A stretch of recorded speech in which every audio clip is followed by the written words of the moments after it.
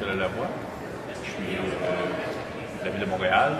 Je suis aussi doctorant, en fait, étudiant doctorat en aménagement à la faculté ici.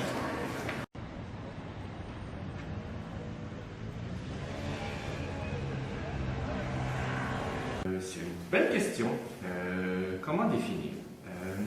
C'est l'idée de penser, dans le fond, l'espace public, donc essentiellement la rue, comme n'étant pas attribué à l'un mode plutôt que l'autre. Donc, c'est une manière donc, de penser que chacun a son droit d'être dans la rue, à la fois le piéton, à la fois le cycliste, à la fois la femme avec la poussette, à la fois la personne âgée et à la fois aussi l'automobiliste dans une certaine mesure.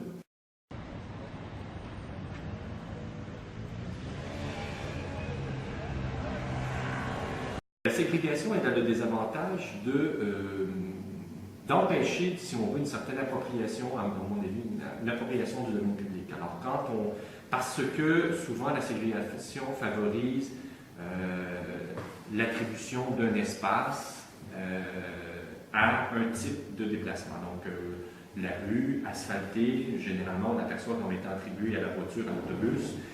L'espace d'accotement, c'est le vélo. Et chacun se sent, et évidemment le trottoir dédié aux piétons et aux poussettes et aux clientèles.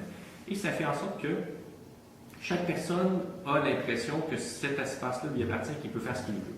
Il y a cette idée de vitesse-là, d'espace dédié, qui n'est pas non plus qu'un problème de la voiture, parce que moi j'ai eu l'occasion d'aller il y a 3 ans à Copenhague, et à Copenhague, la présence du vélo, on le sait tous, est très très très importante.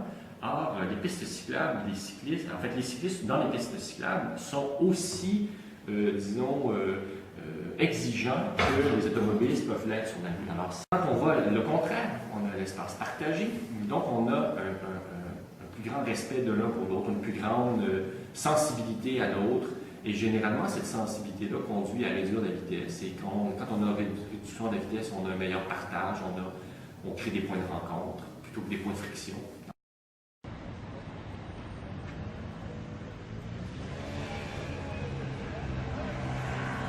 Il y a des moyens de créer, de jouer à la fois sur ces points de rencontre-là, d'évitement de points de friction, par des aménagements conséquents de l'espace public. Donc, il y a des choix de matériaux, il y a des choix de niveaux, il y a des obstacles qu'on peut mettre ou ne pas mettre pour favoriser donc, ces points de rencontre-là, pour enlever des points de friction ou au contraire en créer. Donc, quand il s'agit de ces points-là, il s'agit essentiellement de questions qui relèvent du design urbain. Donc, on peut utiliser ces concepts-là qui est inspiré du design urbain. Donc, je le disais, là, la question du choix de matériaux, du choix de la présence de végétaux, le mobilier urbain, l'éclairage, comme étant des manières de créer des ambiances aussi. On a une historique aussi tellement forte en Amérique du Nord et dans les pays occidentaux en général, sur des choix de matériaux qui nous ont un peu conditionnés depuis 50, 60 ans, depuis que la voiture a eu préséance dans la ville.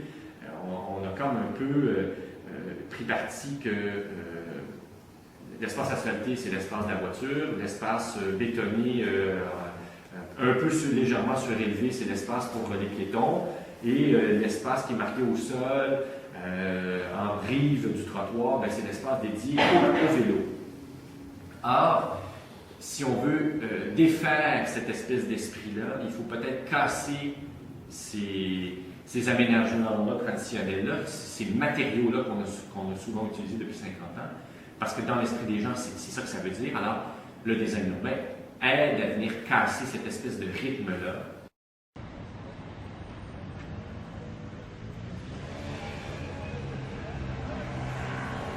Le maillage entre rue et trottoir étant plus faible, peut-être que ça met en valeur justement la présence du piéton, cette possibilité-là qu'il a d'accéder à l'ensemble de l'espace plutôt que simplement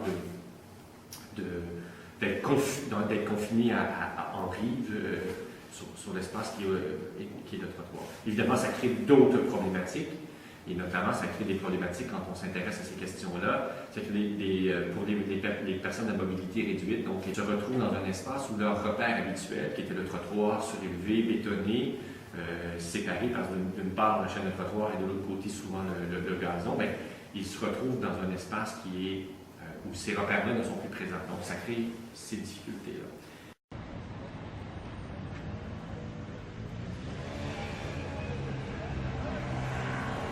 Je trouve que l'aménagement qui a été fait de la rue à Montréal, la rue Sainte-Catherine, devant la place des Arts et la place des Jardins, est vraiment très, très intéressant. On est venu travailler, donc on a changé tout simplement des matériaux, on a ajouté des repères. En fait, l'autre projet, puis j'y pense aussi, c'est Place d'Armes. Donc, la rue Saint-Jean devant la basilique, là, et deux exemples qui ont la même particularité d'avoir pensé l'aménagement du domaine public tout sur le même niveau, ou la démarcation. Donc, on sent plus le frein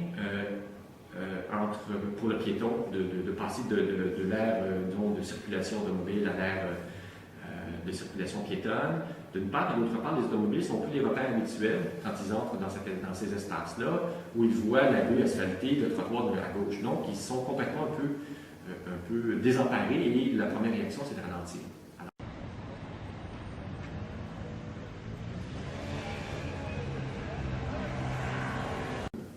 Bien, le design urbain, c'est une pratique, je pense que c'est à la fois une pensée théorique et à la fois une pratique professionnelle qui, donc je le disais un peu, qui amène, je pense, à prendre connaissance des particularités d'un environnement, à la fois proche et éloigné. Hein. C'est différent de l'urbanisme qui s'intéresse beaucoup plus à la question